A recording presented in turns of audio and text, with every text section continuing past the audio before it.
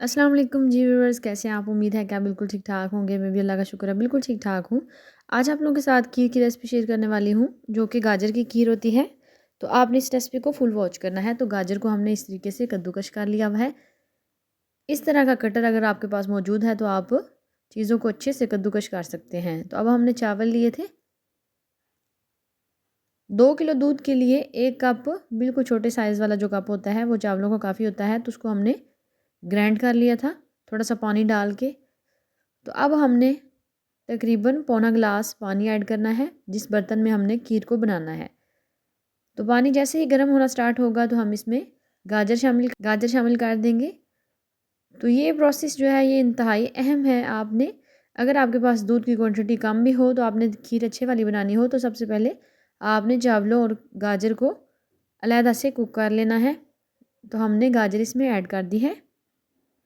मेरे चैनल पे आपको एक और रेसिपी मिलेगी इसी खीर की, तो वो थोड़ी सी डिफरेंट है। उसमें कैरमलाइज का एक प्रोसेस है और वो भी बहुत टेस्टी बनती है और ये भी बहुत ही टेस्टी बनती है। तो ये देखिए चावल जो है ग्राइंड किए हुए वो हम इसमें ऐड कर देंगे। तो इस तरीके से चावल आप खीर बनाने से पहले आधा घंटा या 1 घंटा पहले चावलों को भिगो के अच्छे से वॉश करके तो फिर ग्राइंडर में, मिक्सिंग जार में या ग्राइंडर में आप उसे डाल के ग्राइंड कर सकते हैं। अब हमने इसको पकाना है। 5 से 7 मिनट हो चुके हैं हमें चावल और गाजर को पकाते हुए। तो ये देखिए ये अब थिक होना स्टार्ट हो चुका है और जो है वो कुक हो चुके हैं।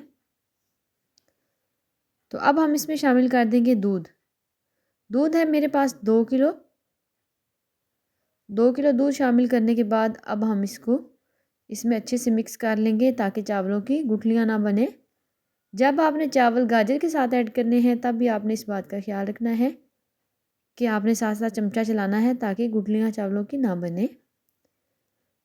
अब हमने इसको पका लेना है। उतनी देर तक इसको पकाएंगे जितनी देर तक जो है खीर, दूध जो है उसकी कंसिस्टेंसी कम नहीं होगी और खीर जो है वो थिक नहीं होगी। तो अभी इसका कुकिंग का प्रोसेस स्टार्ट हो चुका है। साइडों से हम स्पैचुला की मदद से उतारते रहेंगे और 4 से 5 अदद सब्ज़ इलायचियाँ जो हैं वो हम इसमें ऐड कर देंगे। उनके बीज हमने अंदर से निकाल के ऐड किए हैं ताकि एक अच्छा टेस्ट और टेक्सचर मिले। अब जब चावल और गाजर ऐड करनी है तो ख्याल रहे कि आपने मुसलसल स्पैचुला चलाते रहना है ताकि चावल नीचे लगे ना। जब भी खीर बनाई जाती है तो खीर को कवर नहीं किया जाता। या तो खीर के उबलने का खदशा होता है तो या फिर चावल लगने का। तो इस वजह से हमने इसे कवर नहीं करना, मुसलसल पकाते रहना है, साइडों से उतारते रहना है ताकि साइडों पे जो दूध है वो लगे ना और खीर जो है वो जले ना। इस वजह से कोशिश करेंगे साइडों से उतारते रहेंगे जितना हमसे उतर सका। तो ये देखिए काफ़ी हद तक खीर जो है वो रेडी होने को है। थोड़ी देर के लिए गैस बंद हुई थी, इस वजह से ऊपर थोड़ी सी थिक हो गई थी।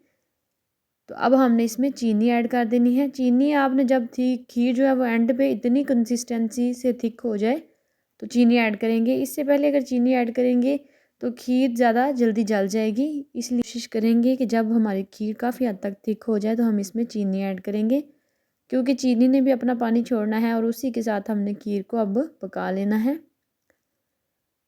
टोटल इस पे आप समझ लें कि तकरीबन आपके 25 से 30 मिनट यानी कि आधे घंटे में आप खीर बना सकते हैं।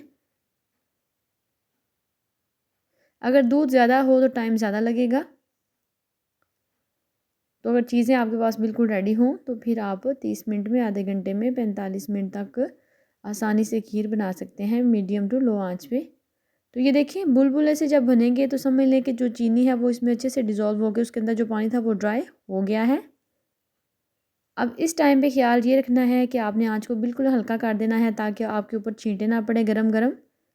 तो इस तरह से बुलबुले बनेंगे तो खीर बिल्कुल डन हो चुकी है। अब हम फ्लेम को ऑफ़ करते हैं और खीर को ठंडा कर लेते हैं।